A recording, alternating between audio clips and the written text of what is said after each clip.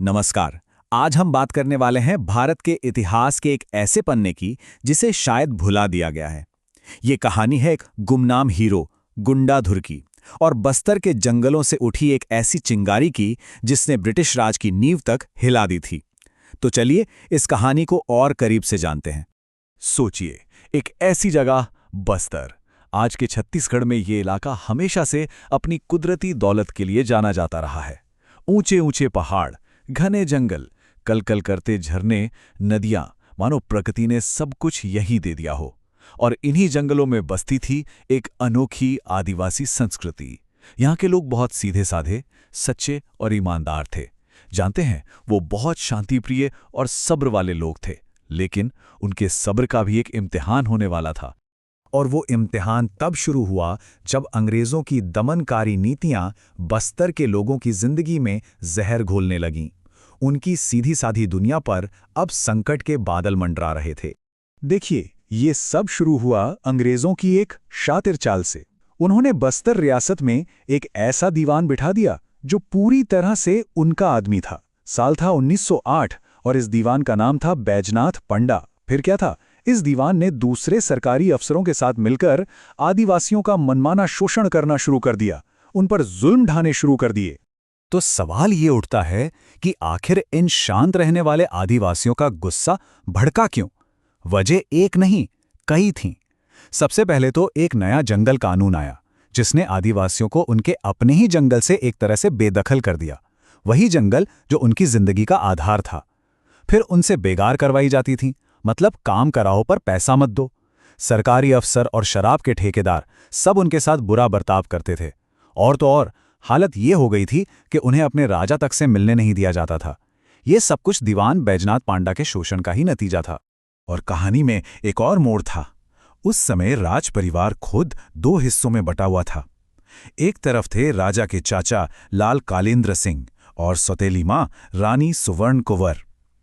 ये दोनों आदिवासियों में बहुत लोकप्रिय थे और अंग्रेजों की नीतियों के सख्त खिलाफ थे। और दूसरी तरफ था वो अंग्रेजों का पिट्ठू दीवान बैजनाथ पंडा, जो लोगों पर लगातार जुल्म कर रहा था। अब धीरे धीरे आदिवासियों को ये समझ आने लगा था कि ये सब कुछ अंग्रेजों की सोची समझी चाल है, ये उनका सीधा सीधा शोषण है। उनके दिलों में अब विद्रोह की आग सुलगने लगी थी। सब्र का बांध अब टूट चुका था। और फिर वो दिन आया। साल था 1909। इंद्रावती नदी के पवित्र किनारे पर एक बहुत बड़ी और बहुत ही गुप्त सभा हुई। इसमें हजारों आदिवासी इकट्ठा हुए और जानते हैं, उनके साथ लाल कालेंद्र सिंह और रानी सुवर्ण कुंवर भी मौजूद थे। यहीं पर वो ऐतिहासिक फैसला लिया गया कि बस अब और अत्याचार नहीं सहा जाएगा। उस सभा से एक ही आवाज उठी, एक ही संकल्प गूंजा। हम ब्रिटिश शासन के दमन और अत्याचारों के खिलाफ संघर्ष करेंगे और उसे जड़ से उखाड़ फेंकेंगे। ये एक तरह से खुली जंग का ऐलान था।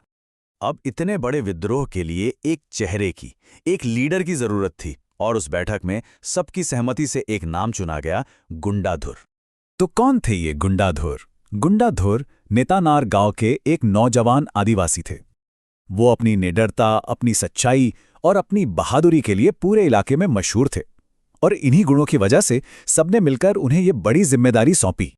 और बस यहीं से बस्तर में शुरू हुआ भूमकाल। भूमकाल मतलब धरती का कांपना, एक भूकंप। एक ऐसा भूकंप जिसने वाकई अंग्रेजी हुकूमत की जड़ें हिला दी। और ये मत समझिए कि ये बस एक गुस्साई भीड़ का हंगामा था। नहीं, इसके पीछे एक सोची समझी प्लानिंग थी, एक 4 सूत्रीय कार्यक्रम।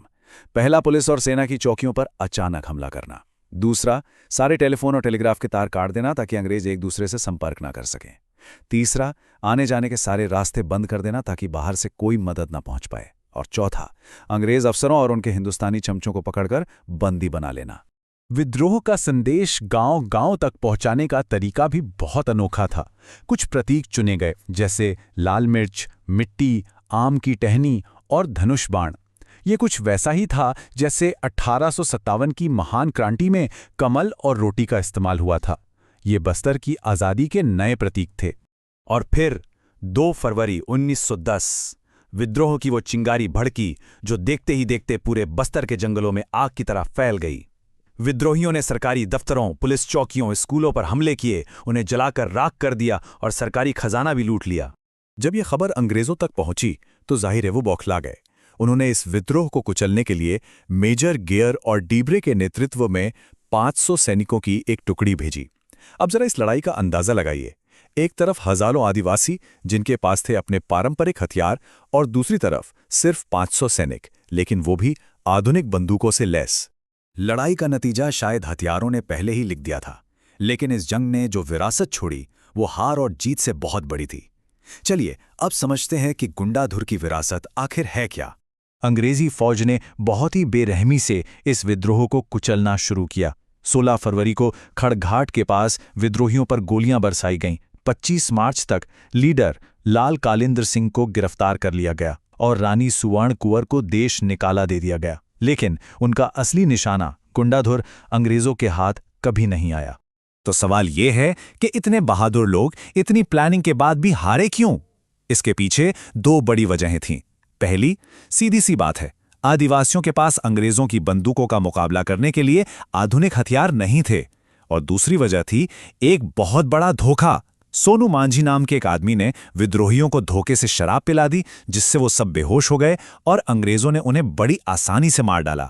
हाँ, मिलिट्री के हिसाब से देखें तो विद्रोह को कुचल दिया गया था, नेता गिरफ्तार हो गए थे, लेकिन असल जीत वो कुछ और ही थी।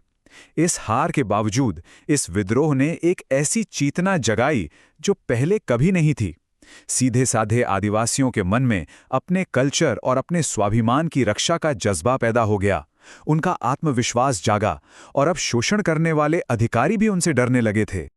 और हमारी कहानी का हीरो वीर गुंडाधुर, कहते हैं कि वो अपने साथी डिब्रूधुर के साथ घने जंगलों में चले गए और अंग्रेज उन्हें कभी पकड़ नहीं पाए। वो एक किंवदंती बन गए, एक लेजेंड। और इसीलिए आज भी गुंडाधुर का नाम बस्तर के जंगलों में बहुत आदर और सम्मान के साथ लिया जाता है। उनका नाम बस्तर के स्वाभिमान का दूसरा नाम बन चुका है। और ये कहानी हमें एक बहुत गहरे सवाल पर लाके छोड़ देती है कि क्या कोई विद्रोह हारकर भी जीत सकता है? गुंडाधुर और बस्तर के भूमकाल की कहानी शायद इसी सवाल का सबसे अच्छा जवाब है। ये एक ऐसी जीत थी जो गोलियों से नहीं, बल्कि लोगों के दिलों में स्वाभिमान और चेतना जगाकर हासिल की गई थी।